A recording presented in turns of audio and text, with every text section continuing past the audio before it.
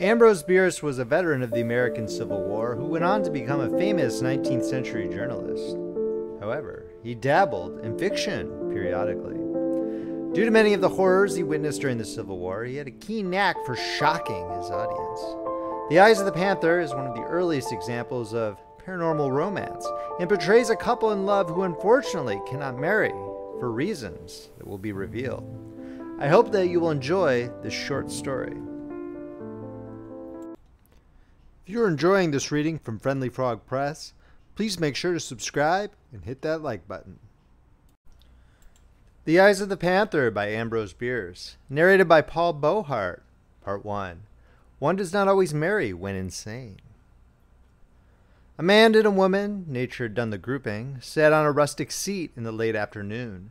The man was middle-aged, slender, swarthy, with the expression of a poet and the complexion of a pirate, a man at whom one would look again. The woman was young, blonde, graceful, with something in her figure and movements suggesting the word lithe. She was habited in a gray gown with odd brown markings in the texture. She may have been beautiful, one could not readily say, for her eyes denied attention to all else. They were gray-green, long and narrow, with an expression defying analysis. One could only know that they were disquieting. Cleopatra may have had such eyes. The man and the woman talked. "Yes," said the woman, "I love you, God knows, but marry you? No, I cannot, will not." "Irene, you have said that many times, yet always have denied me a reason. I have a right to know, to understand, to feel, and prove my fortitude if I have it. Give me a reason." "For loving you?" The woman was smiling through her tears and her pallor. That did not stir any sense of humor in the man. "No, there is no reason for that, a reason for not marrying me. I have a right to know, I must know, I will know." He had risen and was standing before her with clenched hands. On his face, a frown. It might have been called a scowl. He looked as if he might attempt to learn by strangling her. She smiled no more, merely sat looking up into his face with a fixed, set regard that was utterly without emotion or sentiment. Yet it had something in it that tamed his resentment and made him shiver. "You are determined to have my reason?" she asked in a tone that was entirely mechanical, a tone that might have been her look made audible. "If you please, if I'm not asking too much." Apparently this lord of creation was yielding some part of his dominion over his co-creature. "Very well, you shall know. I am insane." The man started, then looked incredulous and was conscious that he ought to be amused. But again the sense of humor failed him in his need, and despite his disbelief, he was profoundly disturbed by that which he did not believe. Between our convictions and our feelings, there is no good understanding. "That is what the physicians would say," the woman continued, "if they knew. I might myself prefer to call it a case of possession. Sit down and hear what I have to say." The man silently resumed his seat beside her on the rustic bench by the wayside. Over against them on the eastern side of the valley, the hills were already sunset flushed, and the stillness all about was of that peculiar quality that foretells the twilight. Something of its mysterious and significant solemnity had imparted itself to the man's mood. In the spiritual, as in the material world, are signs and presages of night. Rarely meeting her look, and whenever he did so, conscious of the indefinable dread with which, despite their feline beauty, her eyes always affected him, Jenner Brading listened in silence to the story told by Irene Marlowe. In deference to the reader's possible prejudice against the artless method of an unpracticed historian, the author ventures to substitute his own version for hers. Part 2. A room may be too narrow for three, though one is outside. In a little log house containing a single room, sparely and rudely furnished, crouching on the floor against one of the walls, was a woman, clasping to her breast a child. Outside, a dense unbroken forest extended for many miles in every direction. This was at night, and the room was black dark. No human eye could have discerned the woman and the child, yet they were observed narrowly, vigilantly, with never even a momentary slackening of attention, and that is the pivotal fact upon which this narrative turns. Charles Marlowe was of the class, now extinct in this country, of woodman pioneers. Men who found their most acceptable surroundings in sylvan solitudes that stretched along the eastern slope of the Mississippi Valley from the Great Lakes to the Gulf of Mexico. For more than 100 years, these men pushed ever westward, generation after generation, with rifle and axe, reclaiming from nature and her savage children here and there an isolated acreage for the plow. No sooner reclaimed than surrendered to their less venturesome but more thrifty successors. At last they burst through the edge of the forest into the open country and vanished as if they had fallen over a cliff. The woodman pioneer is no more. The pioneer of the plains, he whose easy task it was to subdue for occupancy 2/3 of the country in a single generation, is another and inferior creation. With Charles Marlowe in the wilderness, sharing the dangers, hardships, and privations of that strange and profitable life, were his wife and child, to whom, in the manner of his class, in which the domestic virtues were a religion, he was passionately attached. The woman was still young enough to be comely, now enough to the awful isolation of her lot to be cheerful. By withholding the large capacity for happiness which the simple satisfactions of the forest life could not have filled, heaven had dealt honorably with her. In her light household tasks, her child, her husband, and her new foolish books, she found abundant provision for her needs. One morning in midsummer, Marlowe took down his rifle from the wooden hooks on the wall and signified his intention of getting game. "We've meat enough," said the wife. "Please don't go out today. I dreamed last night, oh, such a dreadful thing. I cannot recollect it, but I'm almost sure that it will come to pass if you go out." It is painful to confess that Marlowe received this solemn statement with less of gravity than was due to the mysterious nature of the calamity foreshadowed. In truth, he laughed. "Try to remember," he said. "Maybe you dreamed that baby had lost the power of speech." The conjecture was obviously suggested by the fact that baby, clinging to the fringe of his hunting coat with all her 10 pudgy thumbs, was at that moment uttering her sense of the situation in a series of exultant goo-goos inspired by sight of her father's raccoon skin cap. The woman yielded. Lacking the gift of humor, she could not hold out against his kindly badinage. So, with a kiss for the mother and a kiss for the child, he left the house and closed the door upon his happiness. Forever. At nightfall, he had not returned. The woman prepared supper and waited. Then she put baby to bed and sang softly to her until she slept. By this time, the fire on the hearth at which she had cooked supper had burned out, and the room was lighted by a single candle. This she afterward placed in the open window as a sign and welcome to the hunter if he should approach from that side. She had thoughtfully closed and barred the door against such wild animals as might prefer it to an open window. Of the habits of beasts of prey in entering a house uninvited, she was not advised, though with true female provision she may have considered the possibility of their entrance by way of the chimney. As the night wore on, she became not less anxious, but more drowsy, and at last rested her arms upon the bed by the child and her head upon the arms. The candle in the window burned down to the socket, sputtered and flared a moment, and went out unobserved, for the woman slept and dreamed. In her dream, she sat beside the cradle of a second child. The first one was dead. The father was dead. The home in the forest was lost, and the dwelling in which she lived was unfamiliar. There were heavy oaken doors, always closed, and outside the windows, fastened into the thick stone walls, were iron bars, obviously, so she thought, a provision against Indians. All this she noted with an infinite self-pity, but without surprise, an emotion unknown in dreams. The child in the cradle was invisible under its coverlet, which something impelled her to remove. She did so, disclosing the face of a wild animal.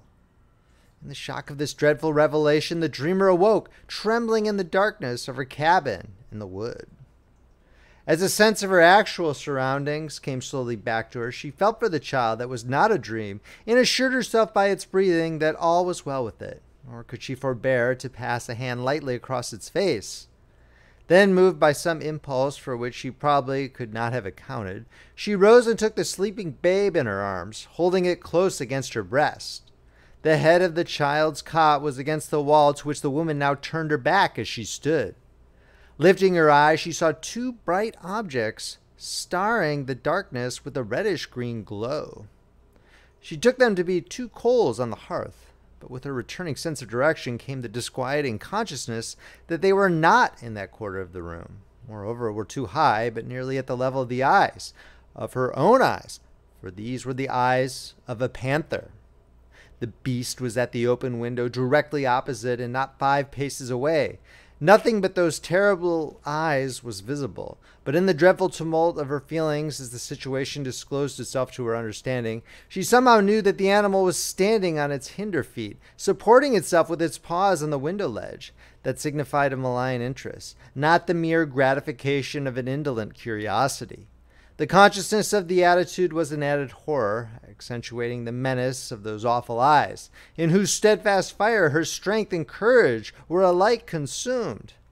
Under their silent questioning, she shuddered and turned sick. Her knees failed her, and by degrees, instinctively striving to avoid a sudden movement that might bring the beast upon her, she sank to the floor, crouched against the wall, and tried to shield the babe with her trembling body without withdrawing her gaze from the luminous orbs that were killing her. No thought of her husband came to her in her agony, no hope nor suggestion of rescue or escape.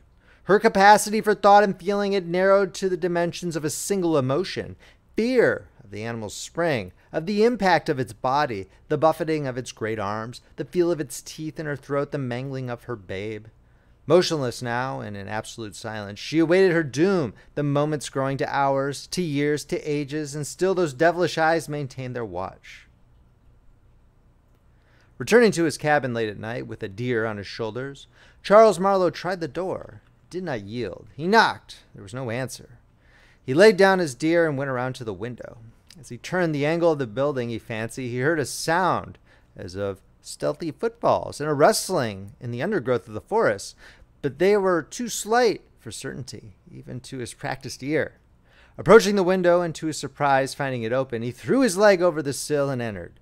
All was darkness and silence. He groped his way to the fireplace, struck a match, and lit a candle. Then he looked about. Cowering on the floor against a wall was his wife, clasping his child. As he sprang toward her, she rose and broke into laughter, long, loud, and mechanical, devoid of gladness and devoid of sense, the laughter that is not out of keeping with the clanking of a chain. Hardly knowing what he did, he extended his arms. She laid the babe in them. It was dead, pressed to death in its mother's embrace. Part 3, the theory of the defense. That is what occurred during a night in a forest. But not all of it did Irene Marlowe relate to Jenner Brading. Not all of it was known to her. When she had concluded the sun was below the horizon and the long summer twilight had begun to deepen in the hollows of the land. For some moments, Brading was silent, expecting the narrative to be carried forward to some definite connection with the conversation introducing it.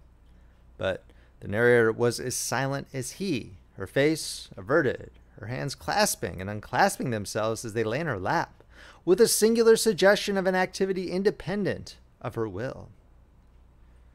"It is a sad, a terrible story," said Brading at last. "But I do not understand. You call Charles Marlowe father, that I know. That he is old before his time, broken by some great sorrow I have seen or thought I saw. But pardon me, you said that I am insane," said the girl, without a movement of head or body. "But Irene, you say, please dear, do not look away from me. You say that the child was dead, not demented." "Yes, that one. I am the second. I was born 3 months after that night, my mother being mercifully permitted to lay down her life in giving me mine." Braden was again silent. He was a trifle dazed and could not at once think of the right thing to say. Her face was still turned away. In his embarrassment, he reached impulsively toward the hands that lay closing and unclosing in her lap. But something, he could not have said what, restrained him. He then remembered, vaguely, that he had never altogether cared to take her hand.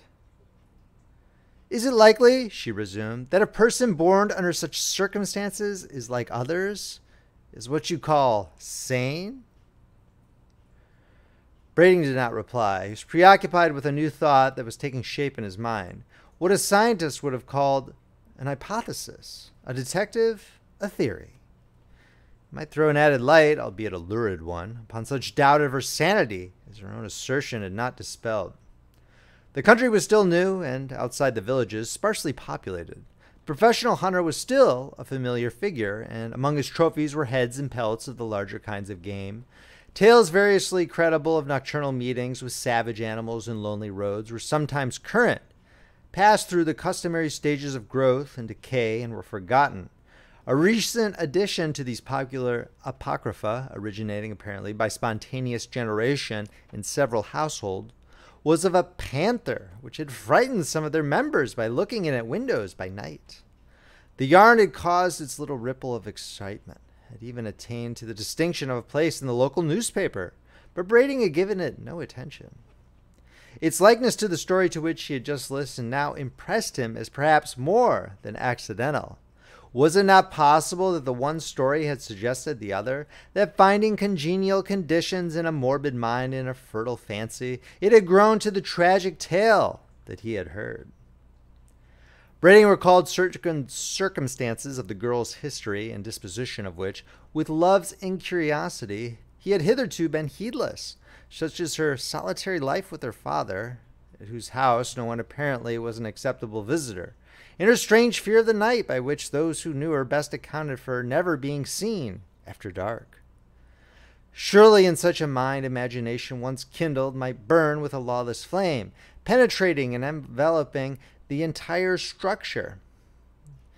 That she was mad, though the conviction gave him the acutest pain, he could no longer doubt.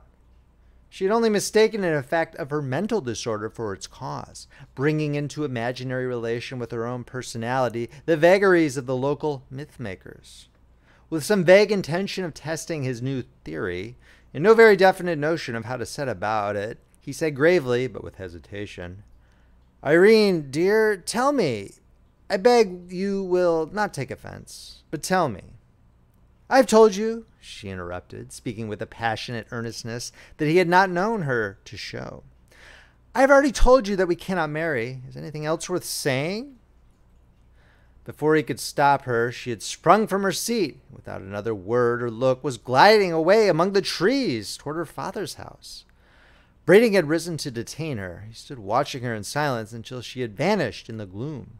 Suddenly he started as if he had been shot. His face took on an expression of amazement and alarm. In one of the black shadows into which she had disappeared, he had caught a quick, brief glimpse of shining eyes. For an instant, he was dazed and irresolute. Then he dashed into the wood after her, shouting, "Irene, Irene, look out, the panther, the panther." In a moment he had passed through the fringe of forest into open ground and saw the girl's gray skirt vanishing into her father's door. No panther was visible. Part 4. An appeal to the conscience of God. Jennifer Brading, attorney at law, lived in a cottage at the edge of the town. Directly behind the dwelling was the forest. Being a bachelor, and therefore by the draconian moral code of the time and place, denied the services of the only species of domestic servant known thereabout, the hired girl, he boarded at the village hotel, where also was his office. The woodside cottage was merely a lodging maintained, at no great cost to be sure, as an evidence of prosperity and respectability. It would hardly do for one to whom the local newspaper had pointed with pride as the foremost jurist of his time to be homeless, albeit he may sometimes have suspected that the words home and house were not strictly synonymous.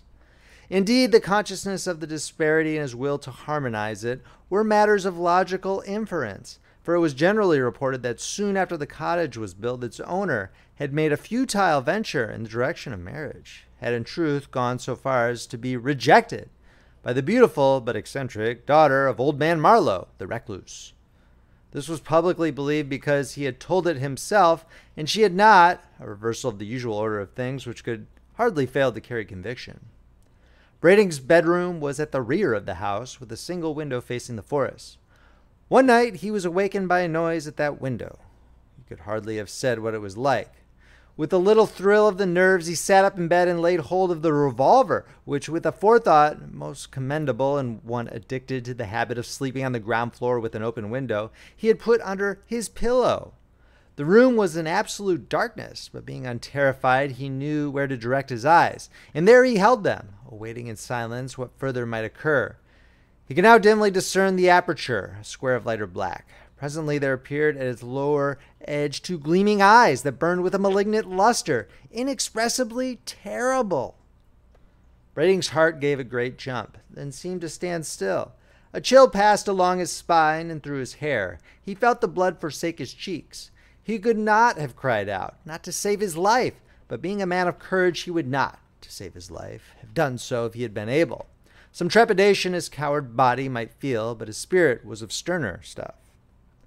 Slowly the shining eyes rose with a steady motion that seemed to approach, and slowly rose Braiding's right hand, holding the pistol. He fired! Blinded by the flash and stunned by the report, Braiding nevertheless heard, or fancied that he heard, the wild high scream of the Panther, so human in sound, so devilish in suggestion. Leaping from the bed, he hastily clothed himself in pistol in hand, sprang from the door, meeting 2 or 3 men who came running up from the road. A brief explanation was followed by a cautious search of the house. The grass was wet with dew. Beneath the window it had been trodden and partly leveled for a wide space from which a devious trail, visible in the light of a lantern, led away into the bushes. One of the men stumbled and fell upon his hands, which as he rose and rubbed them together were slippery. On examination they were seen to be red with blood. An encounter, unarmed, with a wounded panther was not agreeable to their taste. All but Braiding turned back. He, with lantern and pistol, pushed courageously forward into the wood. Passing through a difficult undergrowth, he came into a small opening, and there his courage had its reward, for there he found the body of his victim, but it was no panther. What it was is told, even to this day, upon a weather-worn headstone in the village churchyard, and for many years was attested daily at the graveside by the bent figure and sorrow-seamed face of old man Marlowe, to whose soul and to the soul of his strange unhappy child, peace, peace, and reparation. End of story. If you enjoyed this reading, please make sure to subscribe, hit that like button, and check out friendlyfrogpress.com, where you can see where our collection of ebooks, paperbacks, and audiobooks are available. Friendly Frog Press, where the classics come alive. This is Paul Beauheart, signing off.